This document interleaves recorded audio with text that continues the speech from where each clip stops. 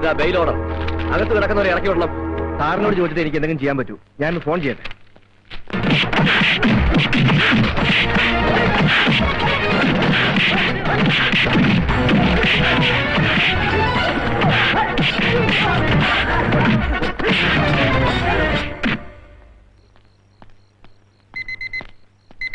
Yes sir, ഞാൻ ജബ്ബാറാ. കുറച്ച് ആൾക്കാരൊന്ന് station ആക്രമിക്കുന്നു. Sir ഉടനെ വരണം. Hello hello.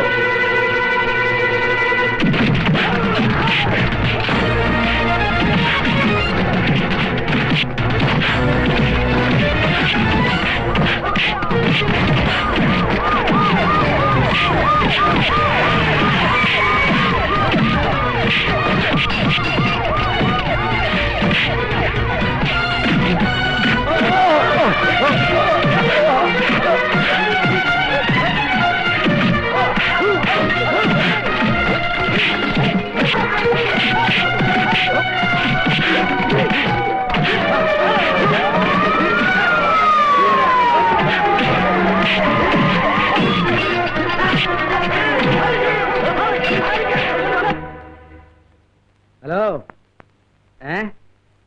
ആരാടോ ഈ രാത്രിയില്? ഞാനാ sir, Jayachandran. Sir, G K കൃഷ്ണനെയും ഖാദർ സാഹിബിനെയും ജാമ്യത്തിലെടുക്കാനാണെന്ന് പറഞ്ഞു വന്ന ഒരു സംഘം മത്സ്യത്തൊഴിലാളികളും നാട്ടുകാരും ചേർന്ന് പൂവന സ്റ്റേഷൻ ആക്രമിച്ചു സർ. അപ്പോ CA അമർനാഥ് ഒരടി അയാൾക്കും കിട്ടിയിട്ടുണ്ട് സർ. ഹോസ്പിറ്റലൈസ് ചെയ്തിരിക്കുക. പരിക്ക് ഗുരുതരാണോ? അല്ലെന്നാണ് അറിവ്. Police station ആക്രമണമല്ലേ? ഇന്നൊരൊറ്റ എണ്ണത്തിന് വീട്ടിൽ കിടത്തി ഉറക്കരുത്.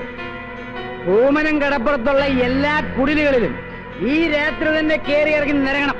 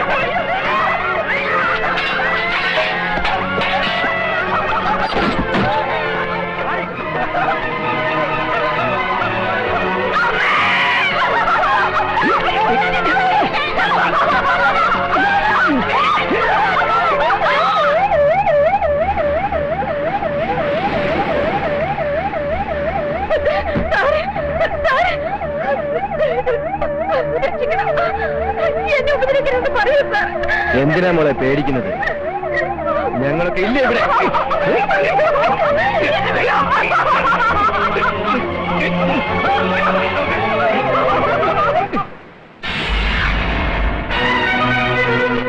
ഇന്ന് പോണ്ട, ഞാൻ പറയുന്നത്. അമർനാഥ്,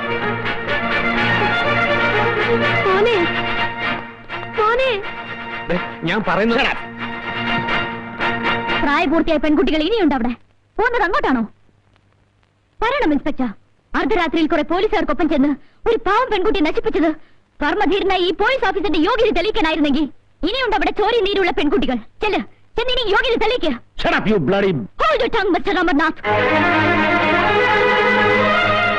നിങ്ങൾ മൂലം നഷ്ടപ്പെട്ട ആ പെണ്ണിന്റെ മാനം തിരിച്ചു കൊടുക്കാൻ ഈ ഗർജന കൊണ്ടാകില്ല മിസ്റ്റർ.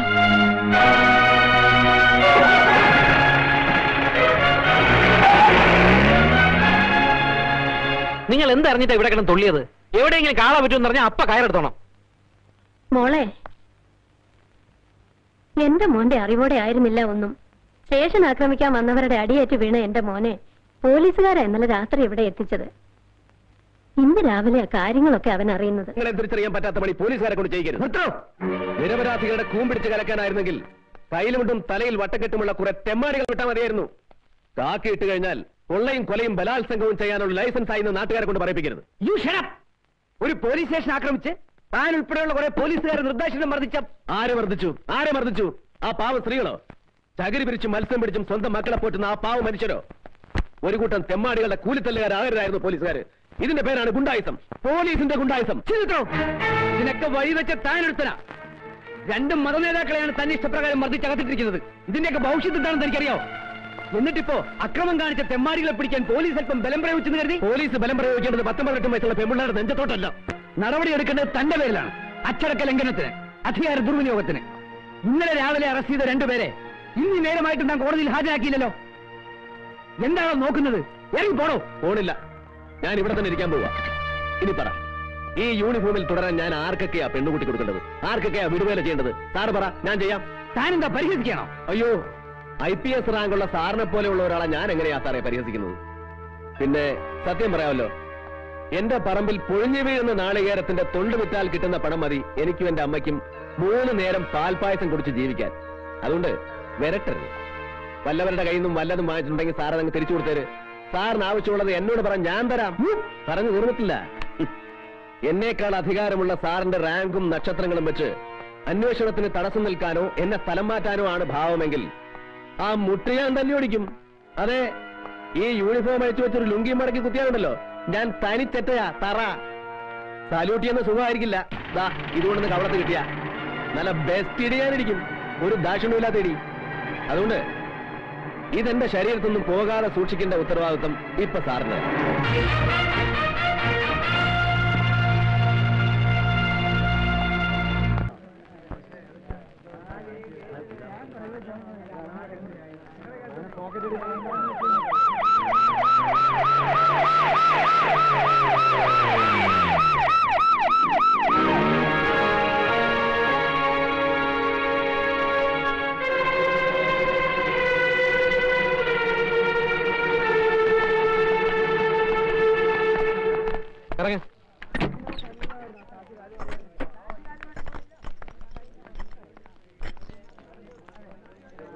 ആ, താൻ ഇവരെ കോടതിയിൽ ഹാജരാക്കാൻ കൊണ്ടുവന്നതായിരിക്കും അല്ലേ?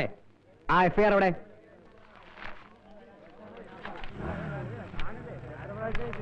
According to the section 120th Act B in Indian Penal Code, conspiracy, അതായത് ഗൂഢാലോചന, and for leading the violent mob, അക്രമത്തിന് നേതൃത്വം കൊടുക്കൽ.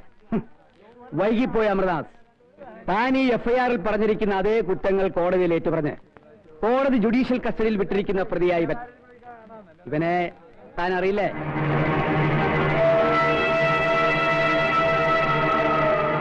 ഞാൻ ആരുടെയും കയ്യിൽ നിന്നൊന്നും വാങ്ങിയത് കൊണ്ട് പറയല്ല. ഇനിയിപ്പോ ഇവരെ ഹാജരാക്കിയത് കൊണ്ടും വലിയ പ്രയോജനമൊന്നും ഉണ്ടാവും തോന്നുന്നില്ല. അല്ലേ വക്കീലേ? അതെ, ഒരേ കേസിൽ 2 കൂട്ടം പ്രതികളെ ഹാജരാക്കിയാൽ അവസാനം വിധി പറയുമ്പോ സംശയത്തിന്റെ ആനുകൂല്യത്തിൽ 2 കൂട്ടരും രക്ഷപ്പെടും. അത് അറിയില്ലേ ഇൻസ്പെക്ടർക്ക്? ഇനിയിപ്പോ ഇവരെ വിട്ടുകൊടുക്കുന്ന ആ ബുദ്ധി, അല്ലെങ്കിൽ സാറ് വെറുതെ മനപ്രയാസം ഉണ്ടാവുള്ളൂ. പക്ഷേ എന്ത് ചെയ്യാം, എനിക്കും തനിക്കും ഒക്കെ മുകളിൽ വേറെയും ചിലരില്ലേ, ആഭ്യന്തരമന്ത്രി ഉൾപ്പെടെ. അവര് വിചാരിച്ചാൽ 24 മണിക്കൂർ പോലും തികച്ചു വേണ്ട പല കുറ്റവാളികളും രക്ഷപ്പെടാൻ. ഈ മെഡിക്കനെ ഞാൻ അഭിനന്ദിക്കുന്നു. പക്ഷേ ആർക്കും രക്ഷപ്പെടുത്താനാവാത്ത വിലങ്ങിട്ട് ഞാൻ വരെ പൂട്ടും. അന്നും കാണണം ചുണ്ടലി ചിരി.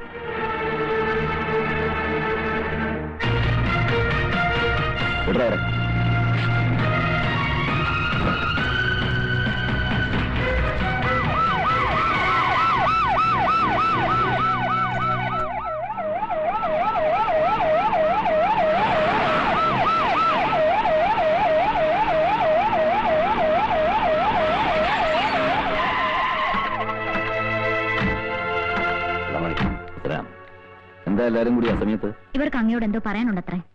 എന്താ? കടപ്പുറത്തുണ്ടായ കലാപത്തിൽ പലതും നഷ്ടപ്പെട്ടവരാണിവർ. ആ കേസിൽ അറസ്റ്റ് ചെയ്ത മതനേതാക്കളെ വിട്ടുകൊടുക്കാൻ ഉത്തരവിട്ടതും വിടുവിച്ചതും സത്യമാണോ എന്ന് ഞങ്ങളുടെയൊക്കെ വിശ്വാസം അവർക്കതിൽ പങ്കുണ്ടെന്ന് തന്നെയാ. എന്നിട്ടും സാർ, നിങ്ങളെക്കുറിച്ച് ഞങ്ങൾക്കൊരു മതിപ്പൊക്കെ ഉണ്ടായിരുന്നു. അത് നിങ്ങൾ തകർത്ത് കളഞ്ഞു പറഞ്ഞപ്പോ നെഞ്ചു പൊട്ടിപ്പോയി മിനിസ്റ്ററെ. അശ്വതി വരും, നമുക്ക് അകത്തിരുന്ന് സംസാരിക്കാം. എനിക്ക് മാത്രമായിട്ട് ഒന്നും പറയാനില്ല. എന്തെങ്കിലും പറയാനുണ്ടെങ്കിൽ അത് പരസ്യമായിട്ട് പറഞ്ഞാൽ മതി. അങ്ങനെ പരസ്യമായിട്ട് പറയാൻ എനിക്കൊന്നും ഇല്ലെങ്കിലോ? ഞാൻ എന്താ വിചാരിച്ചത്? നിങ്ങൾക്കൊക്കെ ഞാൻ തന്ന സ്വാതന്ത്ര്യം സമയവും സന്ദർഭവും നോക്കാതെ ഇവിടെ കടന്നു വരാനും എന്തും ചെയ്യാനുള്ള ലൈസൻസ് ആണെന്നോ? സത്യത്തിന്റെ ഭാഗത്താണ് അങ്ങ് നിൽക്കുന്നതെങ്കിൽ എന്തിനു പേടിക്കണം? ആരെ പേടിക്കണം? No more arguments please.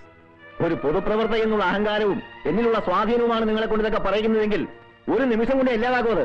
താനിങ്ങനെ ചൂടായാലോ? അവർക്ക് എന്തെങ്കിലും പറയാനുണ്ടെങ്കിൽ പറഞ്ഞിട്ട് പോട്ടെ. വേണ്ട, ആരുടെ ഔദാര്യം ഞങ്ങൾക്ക് വേണ്ട. സത്യം തുറന്നു പറയാൻ ഒരു സ്വാധീനവും.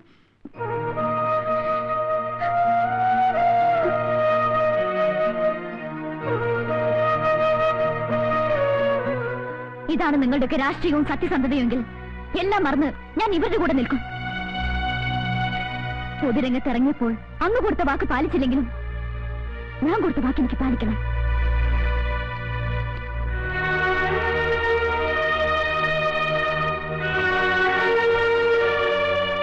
പിണക്കേണ്ടിയിരുന്നില്ല. ഒന്നുമില്ലെങ്കിലും